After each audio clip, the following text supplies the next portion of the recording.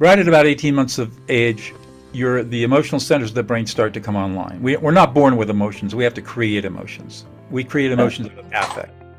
And so to learn emotions, we have to have all these affective experience, and then we have to put words to them and create a database of words to feelings and association. I get a lot more complex than we need to get here. Okay.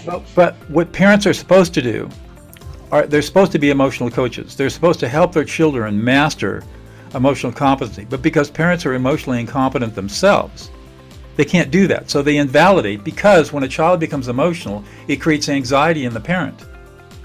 And so what does a parent want to do unconsciously is, shut up, you're making me feel anxious, and I don't want to feel anxious, so stop feeling the way you're feeling.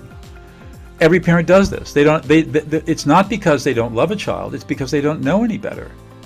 And it's the cause of everything wrong we see in our society. It really is. I mean, every single inmate that I've ever worked with has suffered from horrible abuse in their homes.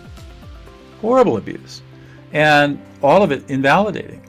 There's a study out of San Diego called the ACEs study, Adverse Childhood Experiences study, that correlates emotional abuse of the type that I'm talking about, not the horrible head-banging, child-battering kind of abuse, but just emotional abuse, with comorbid outcomes later in life of cancer, diabetes, chronic obstructive pulmonary disease. I mean, you name the disease, and there's a direct relationship to how much emotional abuse the child got later on. And Kaiser, of course, is interested in this because their model is keeping people out of their hospitals.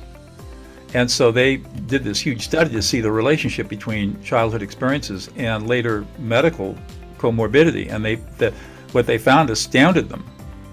I mean, the relationship is direct and clear, and it's much, much stronger than anybody ever thought. So what's the antidote to emotional invalidation? What's the opposite? Validate the emotions. So instead of saying toughen up and don't be a sissy and don't be a girly girl, your appropriate emotional coach would say something like, "Oh, Daniel, you're really hurting, and you're a little scared, and you're frightened, and you're anxious, and you feel a little embarrassed." And by using those emotional words to that 2 or 3-year-old, that child is learning how to associate the affective experience it's having, which are many of them, multiple things, with emotional words that then create this database.